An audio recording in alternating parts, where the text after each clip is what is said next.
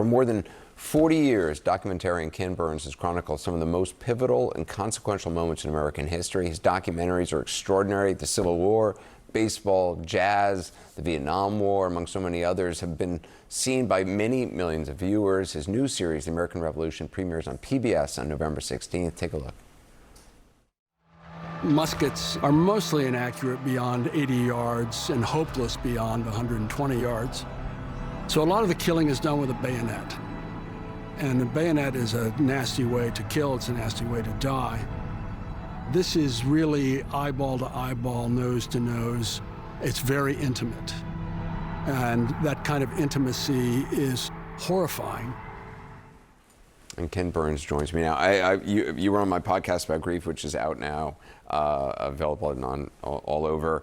I'm so excited about this. I mean, your films are extraordinary. Why The American Revolution? Why now? When did you decide to do this? Well, there's no now because we began this in December of 2015 when Barack Obama had 13 months to go in his presidency. So there's been a lot of water under the American bridge during this time, and we've sort of disciplined ourselves to stick to trying to tell a complicated story about something that we tend to gloss over with sort of sentimentality and nostalgia. It may have to do with having no photographs or newsreels. They seem different to us. But I think it's also that we want to protect the big ideas. And we think that if we show how bloody this war is, we show what a civil war it also was, and a global war that it also was, that it would somehow diminish those big ideas.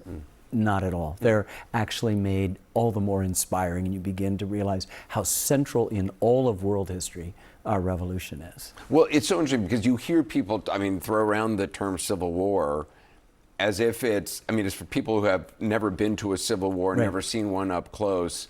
And I've been to a bunch overseas. It is a horrific thing. How bad was it in America in the Revolution? Well, first of all, our Civil War is in some ways not a civil war. It's a sectional war. There's very few civilian deaths in our Civil War outside of Missouri and eastern bleeding Kansas, as it was called. 2 people died in the Battle of Gettysburg. That doesn't happen in civil wars. Two civilians, I should say. But this is particularly New Jersey and South Carolina. These are Americans killing other Americans. There's some battles in South Carolina and North Carolina where the only, there's one British officer and the rest are Americans fighting each other. There's civilian on civilian violence. It's pretty rough. And I think being honest about that helps you get a real clear picture of our founding. We say today, like Chicken Littles, oh, this is the worst it's ever been. Right. Well, it's not. It's not. And the Civil War by a long shot. And that I think that when you feel like we're challenged, as we do now, that we're divided, you go back, as a person would, to a therapist and ask, where'd you come from? And going back to our origin story gives us the opportunity to help repair, maybe revitalize what it was that we were originally involved in, to dispel some of the myths about it, and to also help understand how extraordinary those people were. They were thinking about us. People who are no longer alive, people who did not know us, were imagining us. Everybody is saying, John Adams, untold millions yet unborn.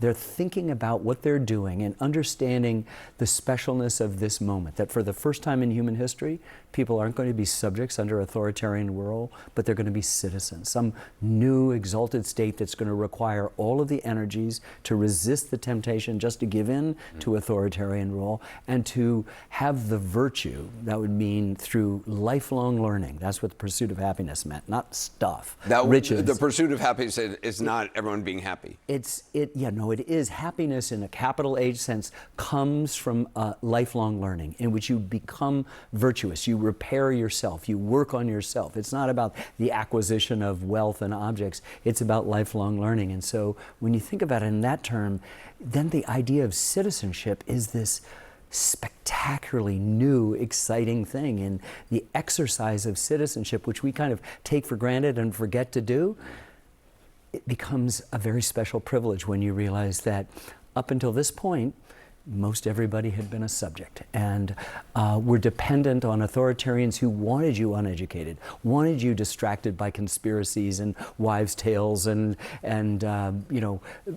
fictions, instead of what a new, modern Republican government would mean would be being honest about what was going on. You talk about making films about the U.S., but also about Yes. us. Yeah. Can you talk about that? It's a great privilege to have both the big macroscopic view, all the majesty, complexity, contradiction, and even controversy of the U.S., but all the intimacy of us. So we've tried to parse all the battles. We've tried to tell you what actually happened, the social transformations, understand who those boldface names were that are kind of opaque to us now. We think we know them, we've heard of them, we maybe passed the test, taxes and representation, but we also want to tell you it's about something else and introduce you to scores of other people who are more like us. A 10-year-old girl at the beginning of the war, a 14-year-old boy who joins the Patriot cause, a 15-year-old, a loyalist who has to kill his best friend growing up, who's attacking him in the middle of the Battle of Bennington, stabs him with the bayonet, deflects off the bone, and as he says, I was obliged to destroy him. So that's one end of the story of the American Revolution. The other is Irish soldier who notes in a lull in the Battle of Saratoga that the British and Americans are chattering across a little river, and suddenly one British guy gets up and runs down and jumps in the water, and an American jumps down in the water, and they meet halfway through and embrace.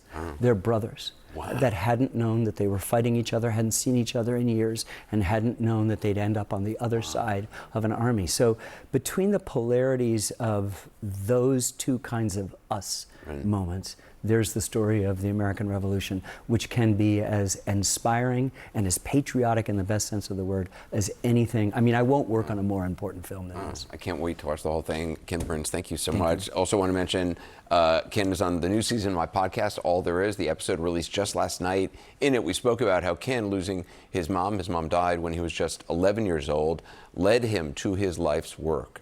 Take a look. And then he said to me, but look what you do for a living.